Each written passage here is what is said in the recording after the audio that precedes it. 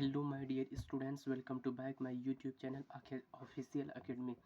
आज इस new session के माध्यम से हम लोग क्लास 6 चैप्टर नंबर 5 और chapter name separation of substances in पदार्थों के पृथक्करण के कंप्लीट चैप्टर को कवर करेंगे।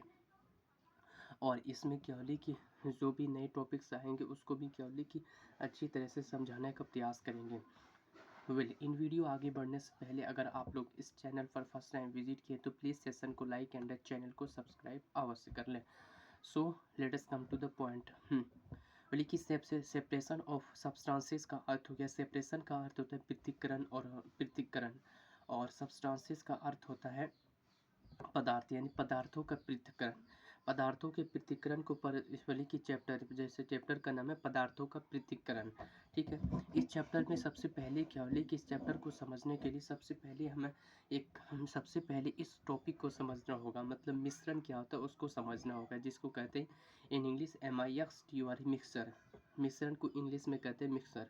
और इसका जो होता है खूबसूरत सा परिभाषा कुछ इस प्रकार से है कि ऐसे पदार्थ जिनमें एक या एक से अधिक अवयव उपस्थित होने मिक्सर कहते हैं। मतलब वह कि मिक्सर तभी होगा जब इसमें क्या बोले कि एक से अधिक पदार्थ होगा। जैसे कि हम ले लें कि चीनी और पानी को अगर मिला देंगे तो वो एक मिश्रण तैयार हो जाएगा, मिक्सर तैयार होगा। और मिश्रण का सबसे बड़ा अनुपात यह है कि मिक्सर में क्या है कि किसी भी अनुपात में बनाया जा सकता है, किसी भी अनुपात में उसको मिलाया जा सकता है, बढ़ाया जा सकता है, घटाया जा सकता है, बढ़ाया जा सकता है। उसी को कुछ खूबसूरत सा ऐसे बोली कि उदाहरण जिसको चाय भी हो गया, समुद्र का पानी भी है, मृदा, चट्टान, समुद्र इत्यादि। ये सब क्या हो रहा है कि ये सब हमारे मिश्रण के उदाहरण है। इसमें किसी भी अवयव का गुण नहीं बदलता, मतलब मिक्सर में क्या बोले कि मिक्सर में किसी भी अवयव का गुण नहीं बदलता है। इस कथन का अर्थ ये है कि मैंने अगर क्या बोले कि चीनी को पानी में डाल दिया तो ये नहीं कि चीनी का गुण होता है कि मीठा करने का, तो वो खुद मीठा होता है और जिसमें घुलेगा उसको मीठा कर देगा।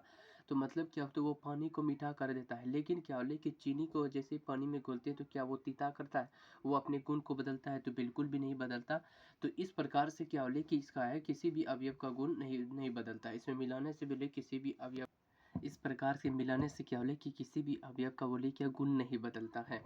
आई होप आप ये समझ गए होंगे।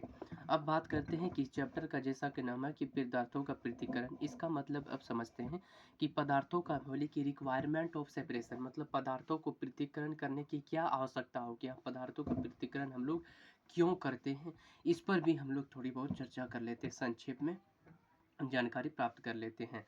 देखो, निम्नलिखित कारणों से मिश्रण की सेपरेशन, निम्नलिखित कारणों से मिश्रण की क्या होली की पृथक्करण की आवश्यकता होती है।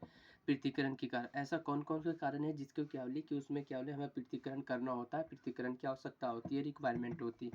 तो सबसे पहला और महत्वपूर्ण कारण है कि उपयोगी या हानिकारक अवयव को हटाना उपयोगी या हानिकारक अवयव को हटाना। देखो, इस कथन को, इस स्टेटमेंट को उदाहरण से समझते हैं।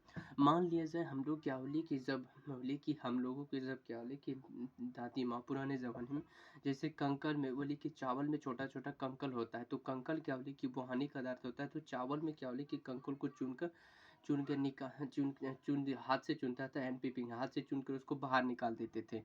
तो ये क्या होली कि हानिकारक के पदार्थ को बाहर निकालना हटाने के लिए भी करता है। दूसरा सेपरेशन करता, अलग अलग करता है। वही दूसरा और महत्वपूर्ण ये है उपयोगी अवयव को प्राप्त करना। जब हम लोग क्या बोले कि हानिकारक पदार्थ को हटा देते हैं तो उसका उद्देश्य होता है कि उपयोगी जो भी है उसको हम लोग क्या कर प्राप्त कर सके। और तीसरा है शुद्ध पदार्थ प्राप्त करना, और तीसरा ये है कि एकदम प्योर सब्सटेंसेस को पदार्थ करना। तो ये तीन ऐसे प्रमुख कारण हैं, तीन ऐसे क्या बोले कि प्रमुख कारण या प्रमुख बिंदु है जिसके कारण हम लोग क्या बोले पदार्थों का पृथक्करण करने की आवश्यकता है या पदार्थों के पृथक्करण करते हैं। ठीक है, यहाँ तक समझ गए। अब बात करते हैं कि अगले की पदार्थों का पृथक्करण जो करेंगे, बोली कि प्रिंसिपल्स ऑफ सेपरेशन, यानी पदार्थों का पृथक्करण जो करेंगे वो किस सिद्धांत पर करेंगे। वही बोले कि पदार्थों का जब पृथक्करण करेंगे वो हम लोग किस सिद्धांत पर करेंगे, तो उसको भी देखते हैं। मिश्रण में उपस्थित दो या दो से अधिक अवयवों को पृथक करने के लिए हम उनके बीच मध्य मतलब बीच होता है भौतिक अवस्था के कणों का माप, यानी भौतिक जो अवस्था है फिजिकल स्टेट, उसके कणों का आमाप यानी साइज क्या है, अध्यय अथवा द्रव आदि में भिन्नता को आधार बनाते हैं। मतलब हुआ कि ये प्रिंसिपल जो होता है मेन बोले कि पृथक्करण का सिद्धांत ये है कि कोई भी मिश्रण में जब दो या दो से अधिक अवयव होगा ही मिश्रण में, तो उसको हम क्या इसके बीच जो होता है भौतिक कण का आकार कितना, आकार के आधार पर हटाएंगे। दूसरी बात, अगर उसमें क्या बोले कि द्रव में यदि भिन्नता है तो उसके आधार पर हटा देंगे। दोनों का हटाने का क्या बोले कि प्रोसेस अलग अलग होगा, प्रक्रिया अलग अलग होगा, प्रोग्राम अलग अलग होगा, बट उसको किसी न किसी तरह उसको क्या बोले कि एक दूसरे से हटाना भी होता है, यही करना होता है। अब ये प्रिंसिपल तो हम लोग सीखे पदार्थों का पृथक्करण का सिद्धांत क्या होता है। तो आई होप आप लोगों को ये स्लाइड आपको अच्छे से कम्प्लीटली याद हो चुका होगा या आप नोट कर चुके होंगे। अब नेक्स्ट टॉपिक की ओर क्या बोले कि हम लोग अग्रसर होते हैं। हाँ, यहाँ तक तो हम सीख लिए। अब बात करते हैं कि मेथड हैशटैग बोले कि हैशटैग मेथड ऑफ सेपरेशन, मतलब वो पदार्थों के पृथक्करण की कौन कौन सी विधि है जिससे हम पदार्थ को क्या बोले कि पृथक्करण कर सकते हैं, मतलब अलग कर सकते हैं, एक दूसरे को अलग कर सकते हैं, पृथक कर सकते हैं, पृथक कर सकते हैं। इस शब्द जो बोले कि पृथक्करण, अब बोले कि पृथक्करण मतलब हुआ कि सेपरेशन, सेपरेशन को इंग्लिश में कहते हैं पृथक्करण। पृथक्करण बोले किसी भी पदार्थ में दो या दो से अधिक पदार्थ मिला होगा तो एक पदार्थ को बाहर निकालना है, हटाना है, पृथक करना है दूसरे पदार्थ से, तो ये प्रक्रिया है क्या, पृथक्करण कहलाता है, प्रोसेस। ये प्रोसेस ही सेपरेशन यानी पृथक्करण कहलाता है। तो सबसे पहले जो कि मेथड ऑफ सेपरेशन यानी पृथक्करण का सबसे पहला विधि है तो हैंड पिपिंग, जिसको कहते हैं हस्त चयन, मतलब वो हाथ से, हस्त का अर्थ होता है कि हाथ, और चयन का अर्थ होता है चुनना, तो हाथ से चुन कर क्या बोले कि कंकड़ पत्थर को बाहर निकालना है, उसको भी देखते हैं। इसको क्या बोले कि भाषा में इस प्रकार लिखा है कि इस विधि का उपयोग गेहूँ, चावल तथा दालों से कुछ बड़े मिट्टी के कणों के पत्थर, भूसे इधर पृथक करने में किया जाता है। यानी इस विधि का जो किया जाता है, उपयोग जो किया जाता है, इस विधि का उपयोग क्या है कि हैंड पिविंग मेथड का उपयोग इसी विधि का उपयोग उसी समय करेंगे। कौन कौन से चावल में के गेहूँ, चावल, दाल और उसमें जो कुछ मिट्टी के कणों के पत्थर तथा भूसे के पृथक करने किया जाता है। हैंड पिकिंग मेथड से सिर्फ और सिर्फ अगर क्या बोले कि मिश्रण में कोई बड़ा कण उपस्थित है, बड़े कण का, बड़े आकार का है, जैसे चावल उसमें क्या बोले कि कंकड़ हो गया, भूसा हो गया, ये सब रहता है कुछ बड़े आकार का जिसको कि हम आंखों से स्पष्ट रूप से देख सकते हैं, तो उसको हाथ से निकाल कर हम लोग बाहर कर देते हैं। बट अगर वही क्या बोले कि छोटा छोटा रहेगा जिसको आंखों से देखने में बहुत कठिनाई से देख सकेंगे, स्पष्ट रूप से दिखाई नहीं देगा, तो उसको चुनने के लिए क्या बोले कि किसी और प्रकार के मेथड का हम लोग उपयोग करेंगे। वही बोले कि पृथक्करण का दूसरा मेथड है क्या बोले कि थ्रेसिंग, यानी थ्रेसिंग, देखो थ्रेस करें अनाज की, बोली कि बालों यानी अनाज की जो बली पकी हुई फसल जो होते हैं वो बाली जिसको कहते हैं बलों कि डंडों से पीट कर अनाज की पृथक करने की प्रक्रिया थ्रेसिंग कहलाती है। ये 3 प्रकार के होते हैं। सबसे पहले हाथ से थ्रेसिंग, मवेशी और मशीन से। मतलब वह थ्रेसिंग क्या होता है, देखो अनाज को जब हम लोग क्या बोले कि खेत से काट कर क्या बोले कि जैसे कि धान, धान का जब पौधे को हम लोग खेत से काट के लाते हैं सुखा के अच्छे से, या क्या बोले कि मैदान में या खलियान में लाते हैं खलियान में लाते हैं, और या उसके बाद क्या करते हैं, या तो लेके काट या लकड़ी का कोई कठोर पदार्थ होता है उसको पकड़ लेते हैं फसल को, और क्या ले कि जोर जोर से उस पर क्या ले कि प्रेशर के साथ क्या ले उसको पटकते हैं उस पर, जिसके कारण क्या ले कि चावल चावल या धान जो होता है वो क्या ले कि झड़ जाता है, मतलब उसके पौधे बाली से झड़ जाता है। तो इस प्रक्रिया को वही कहा जाता है थ्रेसिंग। अनाज की बालों पकी हुई डंडों से पीटो या हाथ से पीट कर पृथक करने की प्रक्रिया थ्रेसिंग कहलाती है। और ये थ्रेसिंग करने की प्रक्रिया 3 प्रकार से की जाती है। सबसे पहले हाथ से पटक पटक के, दूसरा होता है कि मवेशी से, मवेशी मतलब हुआ कि जितना भी जो भी क्या बोले कि फसल है उसको नीचे रख दो ज़मीन पे, और उस उसके सेंटर में क्या बोले एक खुट्टी, एक खुट्टा यानी स्तंभ यानी खंभा काट दो, और उस खंभे में क्या बोले कि मवेशी को बांध को और उसके चारों तरफ ऐसे से घुमाओ, ऐसे चारों तरफ उसके ऊपर चलाते रहता है। तो इस प्रकार से भी क्या बोले कि थ्रेसिंग का किया जाता है। और वही तीसरा होता है मशीन से। मशीन से क्या होता है कि डायरेक्ट उस अनाज को यानी उस फसल को मशीन में डाल दिया जाता है, उसके अंदर ऐसे ऐसे घूमने वाला, तो जब इसमें जाता है तो उससे टकराता है और फिर सारे झड़ जाता है, जिसके कारण क्या होता है कि वो धान धान क्या बोले कि अलग हो जाता है, और फिर भूसा भी कह सकते हो उससे जो गुंडा वो भी अलग हो सकता है। तो इस प्रकार से थ्रेसिंग की 3 विधियां होती हैं, हाथ से मशीन से और मवेशी से। आई होप आप समझ गए होंगे। अब वही बोले कि पदार्थों की पृथक्करण का तीसरा विधि को समझते हैं। जिसको कहते हैं निश्वासन, इंग्लिश में नहीं लिखा है। इस विधि का उपयोग पवनों अथवा वायु के झोंकों द्वारा मिश्रण से भारी तथा हल्के अवयव को पृथक करने के लिए किया जाता है। जैसे अनाज प्लस भूसा, तो बोली कि भारी कहने का मतलब वो कि निश्वासन विधि क्या होता है कि जब क्या बोले कि तेज हवाएं चलने लगती है, या फिर हम लोग क्या बोले कि पंखे, स्टैंड फैन का उपयोग करके भी क्या बोले कि कर सकते हैं। जैसे कि हम लोग क्या बोले कि धान ले लिए, मतलब बोले कि धान ले लिए, अब धान यानी चावल ले लेते हैं। अब चावल में अगर क्या बोले कि चावल में अगर ले ले गुंडा रह गया, भूसा रह गया, तो चावल भारी हो गया, भूसा अलग। वही जब उसको क्या बोले पंखे के सामने लाएंगे, या क्या बोले कि प्राकृतिक रूप से जो हवा बह रही उसके जगह में लाएंगे, तो क्या होगा, भारी का ना क्या बोले कि वो दूर तक, चूंकि भारी होगा इसलिए वो दूर तक नहीं जाएगा, नीचे गिर जाएगा सीधा, और हल्का होने के कारण वो दूर चले जाएगा। तो इसलिए दूर चला जाएगा, जिससे क्या बोले कि दोनों अलग अलग हो जाएगा, पृथक हो जाएगा। तो यही बोल रहा है पृथक, जैसे कि अनाज प्लस भूसा, अनाज भारी कण होगा, भूसा हल्का कण होगा, जिसके कारण भूसा दूर तक चला जाएगा और सीधा रह जाएगा। इस प्रकार से दोनों अलग हो जाता है। एक बार पुनः इस परिभाषा को पढ़ते हैं। इस विधि का उपयोग पवनों अथवा वायु के झोंकों मिश्रण में भारी तथा हल्के अवयवों को पृथक करने के लिए किया जाता है। तो इसमें ऐसे क्वेश्चन आएगा, निश्वासन विधि में कौन से अवयव को पृथक करने के लिए अलग किया जाता है, भारी या हल्के कण के लिए। ठीक है, भारी या हल्के कण है। ये तीनों जो चारों प्रकार होगा वो अलग अलग कणों के लिए, अलग अलग मिश्रण के लिए वो अलग अलग मेथड्स क्या बोले कि अप्लाई होगा और यूज होगा। अब चौथा वो बोले कि चालन विधि द्वारा चलनी में रख के उसको ऐसे ऐसे चाले। इस विधि का उपयोग मिश्रण के दो या दो से ऐसे अवयव जिनकी आमापों में अंतर होता है, तो अंतर को पृथक करने के हमें किया जाता है, जिनकी आमापों को अंतर होता है हो पृथक किया जाता है। मतलब चालन विधि में क्या होले कि एक चलनी लिया जाता है सीव, जिसमें क्या होले कि चावल को डाल भी दिया जाता है, और उसका जो छोटा छोटा कंकड़ आता है, और उसमें क्या होले कि छेद होता है, छोटा छेद होता है, जिसे ऐसे ऐसे करने हिलाने से वो मतलब वो जो होता है क्या पत्थर, वो क्या बोले कि उसके चलनी के तली में चला जाता है, और छेद के सारे वो बाहर निकल जाता है। चावल सारा का सारा चावल, चूंकि आकार बड़ा होता है उस छेद से, तो ऊपर ही रह जाता है। तो इस प्रकार से उसको क्या बोले कि चाल कर भी पदार्थों को अवयवों को पृथक कर सकते हैं, पृथक किया जाता है। उस विधि को क्या कहते हैं, चालन कहते हैं, चालन कहते हैं। हाँ, चालन।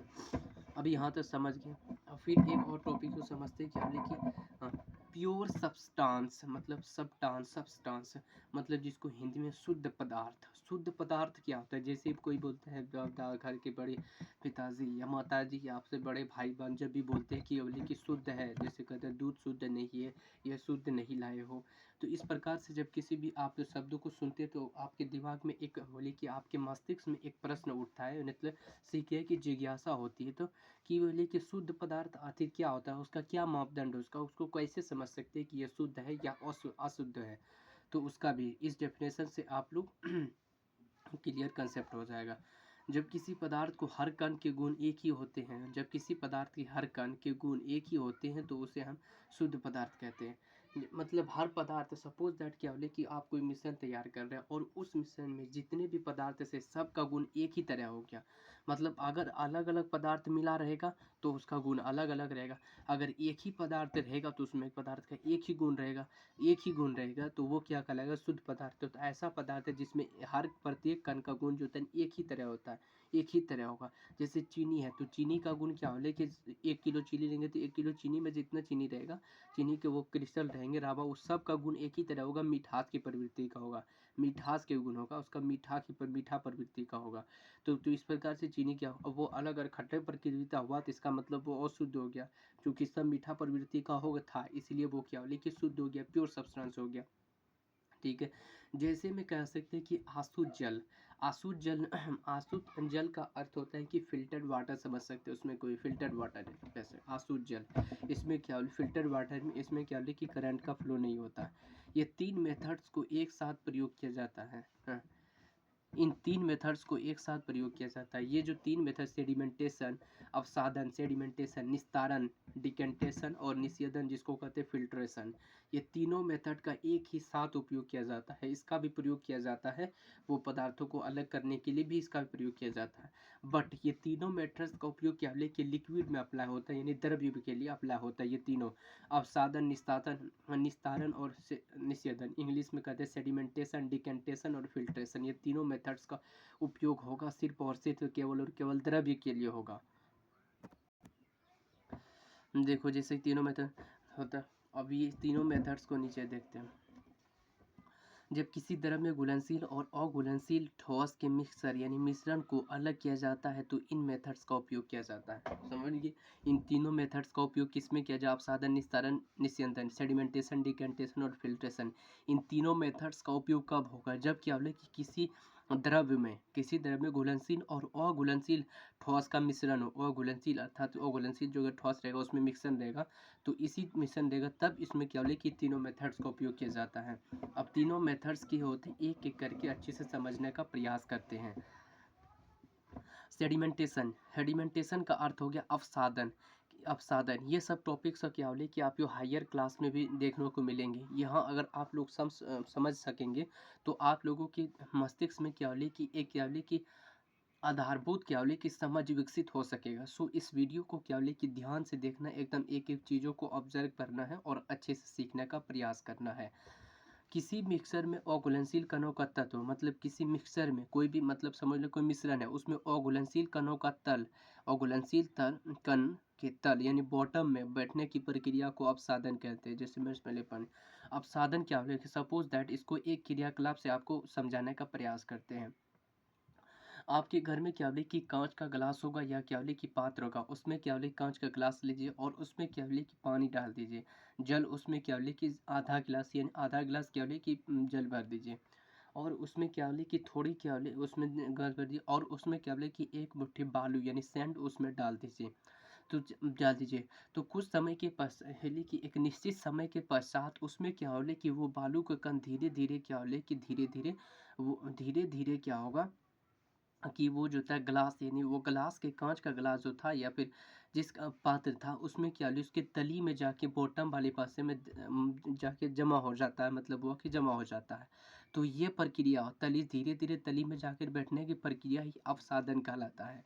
अपसादन का जैसे कि मटमैला पानी या मटमैला जल रखोगे तो वो धीरे धीरे बैठ जाएगा उसमें, ये अपसादन प्रक्रिया है। और वही दूसरा प्रक्रिया निस्तारण, जिसको इंग्लिश में कहते हैं decantation, D can T A T I one D D E C N T A T I decantation. इस विधि का प्रयोग अपसादन के बाद होता है, मतलब हुआ कि सबसे पहले सेडिमेंटेशन मेथड्स का उपयोग होगा, उसके बाद फिर निस्तारण विधि का उपयोग क्या होगा अपसादन विधि के बाद होता है। वो कैसे होता है उसको भी समझते हैं।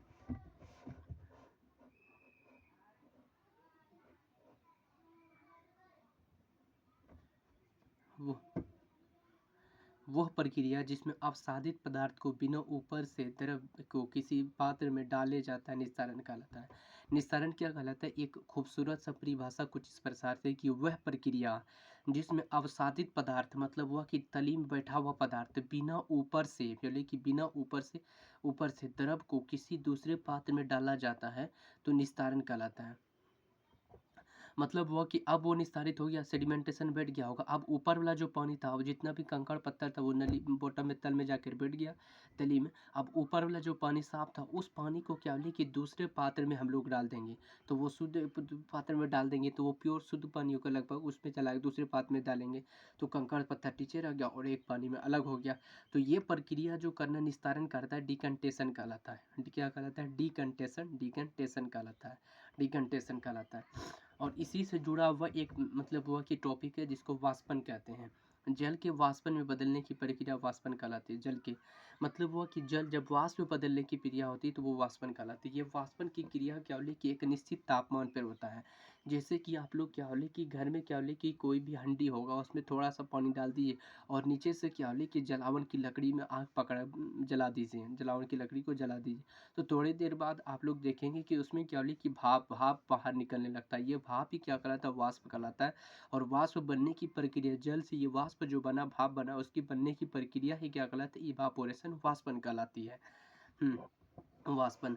और दूसरा वाष्पन से जब वाष्पन होगा तो उसका अगला प्रोसेस होगा, जब सबसे पहले वाष्पन होगा एंड देन उसका अगला प्रोसेस होगा संघनन, जिसको कहते हैं कंडेंसेशन।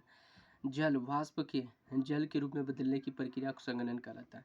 सबसे पहले क्या बोले कि जल वाष्प में बदला यानी भाप में बदला। भाप जब क्या बोले फिर पुनः क्या बोले कि अब क्या करो उस मतलब हंडी के ऊपर एक क्या बोले ढक्कन से ढक दो। जब ढक्कन से ढक थोड़े समय के बाद जब उसको अपने ऐसे पलटाएंगे देखेंगे तो उसमें क्या बोले कि पानी के ड्रॉपलेट्स जैसा बूंद बूंद जैसा था। तो वो क्या बोले कि कंडेंस्ड वाटर था, मतलब कंडेंसेशन हो गया। तो वही कह रहा है जल वाष्प के जल में बदलने की प्रक्रिया संघनन कहलाता है। पहले जल वाष्प में मतलब फिर वो जल बूंद-बूंद करके फिर वो उसी हंडी में गिरेगा, तो वो जो हंडी में गिरा तो वो संघनन कहलाता है। फिर जल से वापस पुनः क्या होली कि वो जल बन गया, तो ये प्रोसेस कंडेंसेशन कहलाता है। किसी भी सोल्यूबल ठोस मतलब वह कि घुलनशील ठोस को जल में अलग करने के लिए वाष्पन और संघनन विधि का प्रयोग किया जाता है। अभी जो पढ़े हम केवल कि वाष्पन विधि और संघनन विधि दोनों को जब पढ़े, वाष्पन विधि जब हम लोग वाष्पन विधि और संघनन विधि को दोनों को पढ़े, तो इस विधि में क्या पढ़े कि इस दोनों विधि का प्रयोग क्या हो जाता है, किसी भी घुलनशील में ठोस से अलग करने के लिए वाष्पन और संघनन विधि का प्रयोग किया जाता है। जैसे में कह सकते हैं नमक के घोल से नमक प्राप्त करने के लिए इस विधि का उपयोग किया जाता है। नमक प्राप्त करने के लिए इस विधि का उपयोग किया जाता है। ओके, समझ गए कि ये वाष्पन यानी संघनन विधि का किसमें किया जाता है। और एक पॉइंट है, वाष्पन और संघनन की प्रक्रिया द्वारा ही समुद्र के पानी से नमक बनाया जाता है। समुद्र के पानी से नमक कैसे प्रोसेस बनाया जाता है, वाष्पन और संघनन की प्रक्रिया द्वारा। ठीक है, संघनन प्रक्रिया। एक हो गया कि कंसंट्रेटेड सॉल्यूशन मतलब सांद्र विलयन क्या होता है, सांद्र विलयन क्या होले कि जब किसी सॉल्यूशन यानी विलयन में और अधिक विलय नहीं मिलाया जा सकता है तो उसे क्या कहते हैं, ऐसे विलयन को कहते हैं सांद्र विलयन कहते हैं। फॉर एग्जांपल जैसे कि एक मान लो उसमें पानी डाल दो और उसमें क्या होले कि ये चीनी डाल दो, तो चीनी क्या होले कि डालते रहेंगे एक ऐसा समय होगा जिसमें कि चीनी का घुलना क्या होले कि वो बंद हो जाएगा। तो जिस मात्रा पर वो बंद हुआ वो उसको क्या कहलाता है, सांद्र विलयन कहता है, कंसेंट्रेटेड सॉल्यूशन कहलाता है।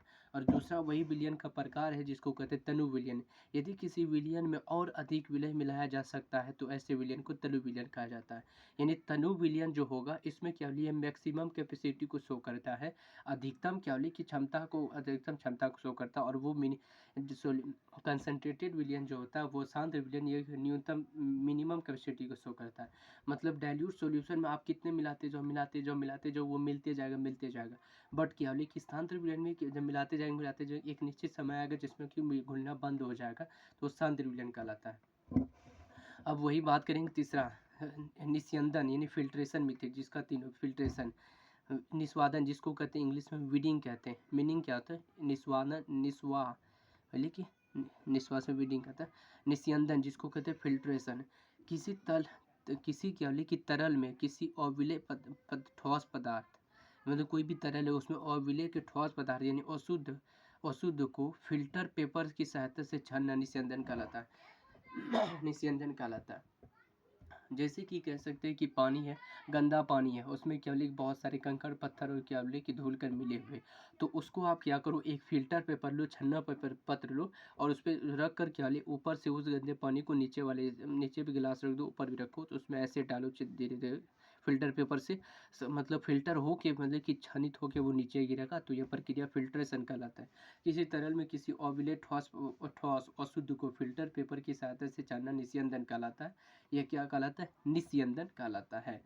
निस्यंदन कहलाता है। अब देखो आज के इस सेशन में हम लोग कौन कौन से टॉपिक्स पढ़े उसको एक बार थोड़ा रिकैप करते हैं। की पॉइंट, मिक्सचर पढ़े, मिश्रण पढ़े, रिक्वायरमेंट क्या होता है मिक्सर का उसको पढ़े, प्रिंसिपल पढ़े मतलब वह मिक्सर के पृथक्करण के सिद्धांत को पढ़े, दूसरा मेथड ऑफ सेपरेशन पृथक्करण की विधि को पढ़े, उसमें पृथक्करण विधि में क्या क्या पढ़े, हैंड पिपिंग पढ़े, थ्रेसिंग पढ़े, वेडिंग पढ़े, सिविंग पढ़े, चालन विधि, हस्तचयन वाली थ्रेसिंग, वेडिंग मतलब वो कि विचालन और चालन पढ़े।